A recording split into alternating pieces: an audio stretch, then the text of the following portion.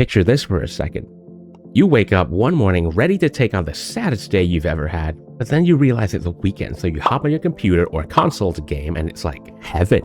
Maybe on one of those days you hop on a game of Counter-Strike or Rainbow Six Siege, maybe even Fortnite. Since I'm in this crisis of not knowing how to get back to Hornfall and playing video games is one of the things that keeps me from going insane, it sparked a tiny kindle in this brain of mine. Do shooters or shooting games really need to be realistic? Hello, it is I, Billy Goatman, former final boss of Hornfall, who is now stuck in this world and have no way of going back. I have now spent an unhealthy amount of time on this wonderfully dangerous realm called the internet. So today, I'd like to talk to all of you about something I had a random thought on a 3 AM late night gaming session. The shooting game genre is one of the biggest and most popular genres in gaming, and it has both some of the most amazing games I could ever play, but also games with extreme levels of dog shit. Don't take it the wrong way. I also love to play those dog shit games that makes me want to scratch my bum with a cactus because it felt itchy. Maybe I have Stockholm Syndrome when it comes to games like those because I don't understand why I stay. And if you have Stockholm Syndrome too, then maybe leave Sweden or something. That's the capital city. It has been a while since I've arrived on Earth, and one thing I feel very comfortable with are shooting games. Let me ask you something. Have you ever played a shooter game? Be it Counter-Strike, Halo, Call of Duty, Battlefield, Doom, Hell Let Loose, or any of the games like those. Whether you've heard of these games probably depends on your age and how easy it was for you to gain access to these games growing up. As for me, I was hooked the moment I touched Battlefield 6. I've spent my entire time in that game tweaking out with sniping or even doing whatever the hell I want, really. Now, why am I even talking about this? There was once a debate I stumbled across on the internet realm where they were arguing about Call of Duty, the modern today one. One side argued, this game is shit because it's not realistic, and the other side replied with, it wasn't built to be realistic, why the fuck are you even playing it then? To which this debate is something I witness frequently, and to get into that, when it comes to people saying the word realistic, they don't exactly mean it by that word. It isn't real like the memes we know, it's not straight up realism either. Realistic doesn't literally mean realistic in this case, I believe it means authenticity, because I too want authenticity in my games. We'll get to that later. I still do consume YouTube at an unhealthy rate, so I have seen things. I'm also going to skip over graphics because that's not the point of this video, and I believe many of you understand the graphics argument already, because that in itself is an entirely different debate to get into. First and foremost, I'd like to divide them into two camps: unrealistic shooters or casual arcadey shooters, and realistic shooters. I'm gonna include the extreme hardcore ones like Tarkov in this camp as well.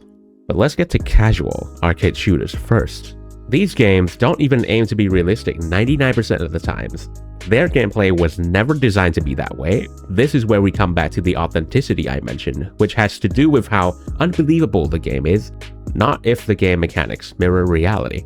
And that believability is how you immerse yourself into the game's world and setting because of how convincing it is. Think about Call of Duty compared to old Call of Duty. The cosmetic situation is a debate of its own in itself. This is a game that prides itself with an extremely authentic, believable world, especially in the campaigns they make, like its previous title, World at War. Call of Duty is by no means a realistic shooter. It's always been an arcade shooter, though I wouldn't say it's casual.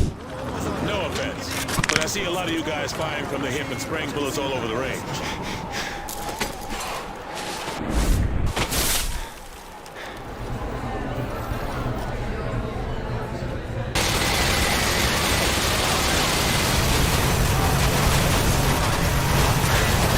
So putting cosmetics like these push away the people who play the game. The whole presentation stopped feeling like the tough, hardcore, authentic shooter vibe the campaign gave.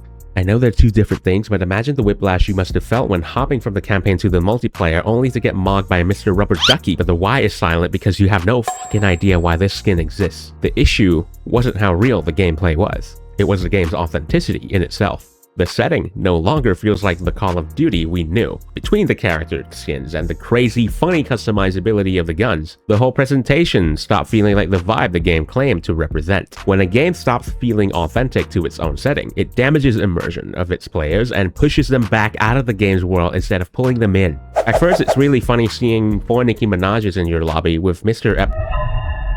Rubber Ducky, but while you're laughing, you slowly realize your illusion and immersion disappear. Some players don't even notice it's happening. I think Call of Duty is the easiest example. Look at Call of Duty World at War. Make an atoll. Little more than sand, trees, and a small Japanese military base. It may not have all been historically accurate, but it would be hard to argue with how the vibes in that game through and through were unmistakably World War II. Call of Duty had always had those vibes to begin with, and modern Call of Duty is scraping that off. Battlefield is another franchise that had always been known for giving us large-scale warfare that stayed true to its theme. But switching up to a hero shooter with Battlefield 2042 as its flagship title with the previous games in mind, including Battlefield 5, will ruin some fun. I mean, it's all about emotional investment, like having 2 very distinct factions in Counter-Strike with the T side and the CT side, and both sides duke it out all the time. In Halo, you have Red Team and Blue Team, but if one gets killed by a Mr. Rubber Ducky with a sci-fi Kalashnikov, one might suddenly question the game's reality as if that reality never had anything to do with the Rubber Ducky. That would emotionally pull you out of the experience because that doesn't feel like the game you're playing. There's even another layer to this. When people say something looks realistic, what do they actually mean? Does it look like real life, or does it look like a Hollywood movie? Because those are 2 very different things. Call of Duty and Battlefield obviously look a lot more like movies than real warfare. And this is where the hardcore military simulators, or milsims, come in. If you want realism, just go play realistic shooters. Well, that can't be the perfect answer because the realistic games aren't for everyone. Tarkov is going to push you at a G-force, your balls shrunk into their sockets and your ass clenched due to a whiff of the bullet near your shoulder. Many people will be upset over respawning all the way back because one bullet hit them from 2,000 meters away. There are even situations where you touch 1 pixel of a flame and your life is now on borrowed seconds. I mean, there are a lot of different people. Some are built to tolerate waiting 60 seconds to respawn, walk 1 kilometer without firing a shot and then get dropped by a stray bullet, only to repeat the exact same thing. Some might be into dropping on tilted towers only, and only on tilted towers in Fortnite. I won't really judge any of these playstyles or preferences because I played both, and I like both. Wait, do I like suffering? Wait, what? But maybe. Some people only want to play games that look real from their perspective. Doesn't even have to be a game that's set on this earth. Man, sometimes I forget I'm not from here. Whether it's a game out of this world or genuinely in another reality at a different time in a galaxy far, far away, as long as it's a convincing world that the game sets its themes on. Think about how Battlefield 5 ripped you out of the immersion experiencing a World War II game. That trailer I saw was definitely not in the spirit of Battlefield knowing what came before. I'm not talking about putting mods in a game either. You can put mods in a game however you like and for whatever unga-bunga reason it is. A game doesn't have to be realistic to feel authentic. If you tell people that Battlefield 1 is a realistic military shooter, there will be great scholars on the internet like Socrates the Mid or Diogenes the Base to tell you otherwise. However, if you ask me, does Battlefield 1 look believable? I mean, are you for real? I don't think it needs an answer. The game looks more believable than many of this era's shooters. The game was released in 2016, which was almost a decade ago, and we went from all this to a hero shooter that might include moments like, "That man's an imposter!" Oh, that's okay. Battlefield 6 is here with the new Navy update, and we are so back. Hey, wait a minute. Aren't we playing games to escape reality? Well, yes, we all live in a society. I wouldn't want to live in a war zone, let alone go fight in one, but damn do I want to play a shooter game that puts me in a war zone. Except for Spec Ops The Line though, that one's brutal. If you know, you know. But how triumphant would you feel fighting fascists in the Battle of Berlin, and once you're done taking down their Windmill of Friendship flag to replace it with Stalin's hammer and sickle alongside a comrade named Reznov? Of course it doesn't mirror reality. I would never in a million years want to actually sign up for the Soviet army, especially during World War II. You probably wouldn't either, would you? I only want to imagine this is literally me doing that, planting that flag right now because it feels great too. In actuality, playing games without even thinking about authenticity or realism is also viable. Subconsciously, you might not associate with the game world, but you still play it for fun. Either way, the devs have to come up with themes that are believable in the first place in order to get people immersed. However, some games like Ready or Not, a game where you play as fictional but authentic police, going out to fight fictional but authentic bad guys like cartels, human traffickers, or even streamers, got way too authentic. PlayStation and Xbox stores forced them to censor some visuals and change some gameplay just to be able to sell them in those stores. When I play Battlefield, I play for how cinematic the game can get out of nowhere, and even if Battlefield 6 has a much faster gunplay, I can still manage. And then there's Counter-Strike 2. Something like a brand new addiction of mine, really. The mechanical and strategic knowledge you sometimes need to know to play it is very hard to master. But then I also play Squad 44. It was previously known as Postscriptum. The game is really realistic, including audio.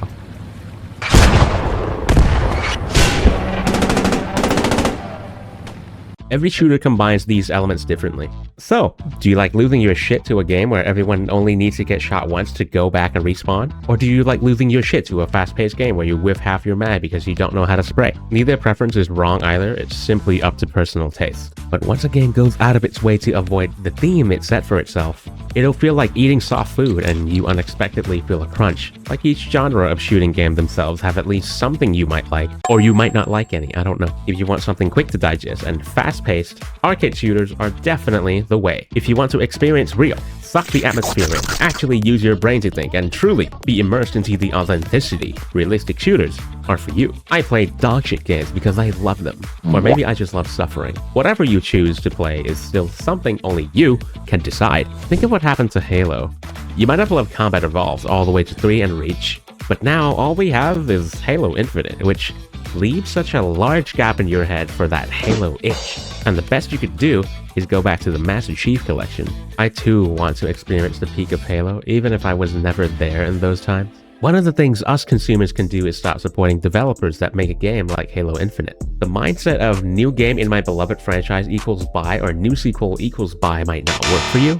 Even if that game ended up being terrible, you'd still buy it. It's like an abusive partner who love bomb you whenever you do something they like. In this case, it's giving them money. But if the game is absolutely awesome for you, then by all means, it's your money. It's like telling whatever publisher or dev making that game that you support them. One of the most unique cases is Helldivers 2. Arrowhead, the studio behind a game, is infamous for not understanding their own player base, me included. They release a shit update, the players riot, they listen, change it, slowly crawl their way back to another shit update, players riot again, and compromise. What I'm saying is, some studios do listen to players, but many don't. Back to authenticity. Now, to set the stage for you, there are people who do put anime girls on their guns. There's a lot of weird stuff going on nowadays, and that stuff you see in games is now being seen in real life, though not to this extreme.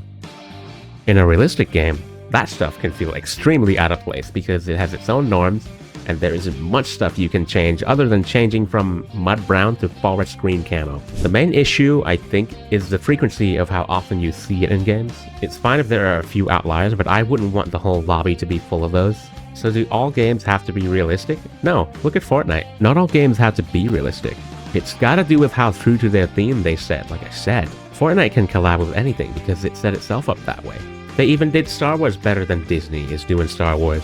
Except for Andor, and I doubt that show had any, if at all, Disney oversight. But if you announce that your game is an immersive action warfare shooter like how Battlefield did it, they lock into it that way. Call of Duty, on the other hand, used to have it that way too. All the game has to do is not break its own settings and themes. Even if those themes are often what make this reality disappointing, everybody has their limits to something that is immersion breaking in a game world. Everybody has their own levels of tolerance. You know, I may play a lot of realistic shooters, but I also play a lot of arcade shooters. Hell Let Loose is a milsim that I play to get into problems many and situations uncanny. Squad 44 is having my ear destroyed by how loud an anti-tank gun is. On!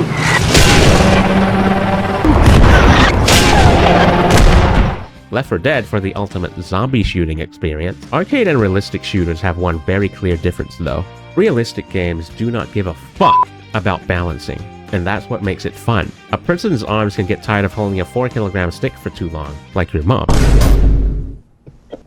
Holding down the trigger of a gun and having the recoil point your sight up to the heavens above. The constant sway of a weapon because you can only keep it so still and the best you can do is minimize it by holding your breath. Your movement is limited because you're not Spider-Man or Leon Kennedy. My point is, even these realistic games present their realism differently, some more authentic than the other, as long as it's true to that game's authenticity. But then, there's the argument of, the game's right there, why not just play it? We're here to have fun, why do you want it so serious? I'm the consumer. I have the right to make that choice, even if it's an illusion of choice. All roads lead to gun anyway. But when players criticize something, it's usually because they care. They want their beloved franchise to become better. So instead of asking why players complain, maybe ask why immersive games have become so difficult. It's probably got something to do with selling extremely flashy cosmetics because that makes more money. At the end of the day, the most important thing is understanding the difference between realism and immersion. I know these two concepts get mixed together, I too have done it, but they're not the same. A game can look realistic, but it doesn't have to be realistic. Think movies.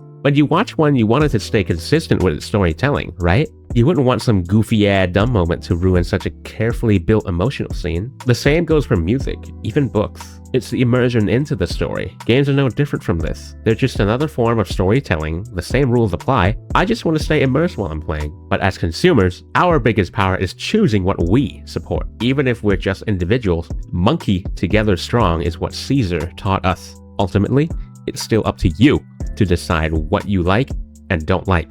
These publishers are constantly looking for new ways to make more money, and if players accept every decision without questioning it, those decisions become the brand new normal. Then it'll keep happening again and again and again until one of these days the franchise you love simply isn't the same anymore. If companies realize that players will accept anything, they'll keep cutting corners, giving us less, but at the same time, asking us to pay more. That's why protecting your own interests matters. Games have become a business now, and that's the reality we live in. Businesses exist to make money, and that money comes from us. It's such a shitty cycle. I mean, we all spend money to chase happiness, so choose carefully what you spend it on. Most of the entertainment we consume is optional. That means being selective about it is worth it. I've loved video games ever since I got stuck here. I've learned so much of the past that it gives me nostalgia for a time I didn't even exist yet. I don't want games to be ruined. That's why I think authenticity that respects a game's theme to keep me immersed is one of the things that matter a lot.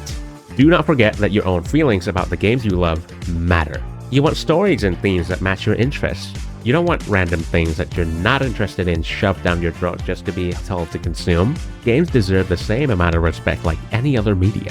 Whether if someone plays realistic shooters or arcade shooters, I don't think anyone would want the games they love to slowly drift away from what made them so special. So if you still care about yourself and care about the games you love, make your choices while you still can. That's all for today. I'll see you again next time I have something to ramble about. And thank you so much for watching this video all the way to the end. Please give it a like, comment, and subscribe if you've enjoyed your stay here. It'll really help me out. This has been Billy, and I'll see you all again soon.